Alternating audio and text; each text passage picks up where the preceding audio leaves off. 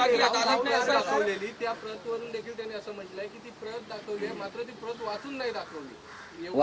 काल वाचून दाखवलेली आहे, आपण पाहिलं असेल काल जनता न्यायालयाच्या त्या व्यासपीठावर 2013 2018 त्या स्क्रीनवर संपूर्ण ती पत्र येत होती. आपण सगळ्यांनी ती पत्र पाहिलेली आहेत. त्या पत्रातला मसुदा पाहिलेला आहे. मी म्हटलं ना, ते बिनभोकाचा गॉगल लावून बसले होते काल वाचायला, बरं का, ज्याच्यामुळे त्यांना ते वाचता आलं नसेल.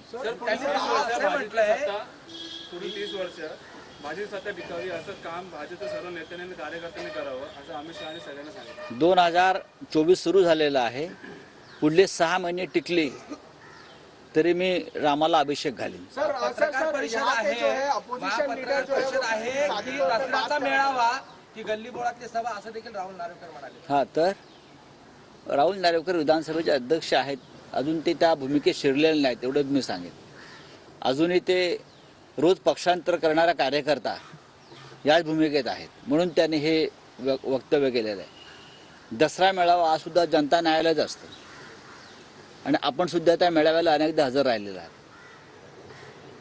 राहुल नार्वेकर, मी तुम्हाला कालही सांगितलेलं आहे, जनतेसमोर या, निवडणुका होऊ द्या, तुमची सत्ता जाईल, तुम्हाला जनता रस्त्यावर फिरणं मुश्किल करेल.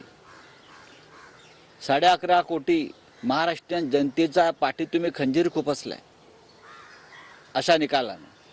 शिवसेना ही महाराष्ट्राच्या अस्मितेचं एक प्रतीक आहे, स्वाभिमान आहे महाराष्ट्राचा. तुम्ही तो स्वाभिमानच महाराष्ट्राचा पायदळी तोडवला. तुम्ही कसले मराठी माणूस, बकवास आहात तुम्ही.